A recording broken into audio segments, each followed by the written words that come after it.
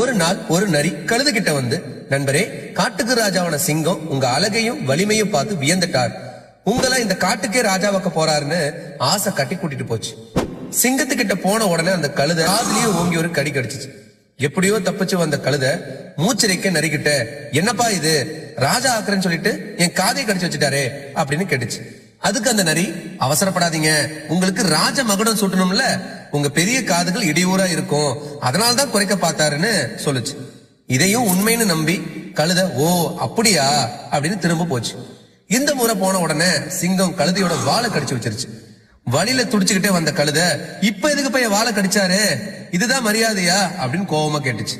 அதுக்கு அந்த நரி, அட, நீங்க ராஜா ஆகி அரியானையில உட்காரும் போது இந்த வால் குத்தாம சொகுசா இருக்கணுமேனு தான் இத நீக்க பார்த்தாரு, இத கூட புரிஞ்சுக்காம வந்துட்டீங்களே அப்படின்னு ஏமாத்துச்சு. சரிதான் அப்படின்னு நினைச்சு கழுத 3வது முறையும் போச்சு. இந்த முறை சிங்கம் எந்த ஒரு வாய்ப்பும் கொடுக்கல. கழுதையை அடிச்சு வேட்டையாடி கொன்னுடுச்சு.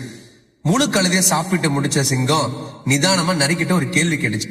நரியாரே, இவனோட கண்ணு, காது, காலு, இதயம் எல்லா உறுப்பையும் சாப்பிட்டேன், ஆனா இவனோட மூளை மட்டும் காணாமே, தேடி கொடு அப்படின்னு கேட்டுச்சு. அதுக்கு அந்த நரி சிரிச்சுக்கிட்டே சொன்ன பதில் என்ன தெரியுமா? அரசே, இவனுக்கு மூளைன்னு ஒண்ணு இருந்திருந்தா 2 முறை உயிர் தப்பியும், 3வது முறை சாகரத்துக்கு உங்ககிட்டே திரும்பி வந்திருப்பானா? அதான் இல்லையே அப்படின்னு சொல்லிச்சான். The moral of the story என்னன்னா, வாழ்க்கையிலும் அப்படித்தான். யாராவது உங்களை ஓவரா புகழ்ந்து பேசினா உசாராகிடுங்க. ஏமாத்துறவங்களை விட ஏமாறவங்க மேலதான்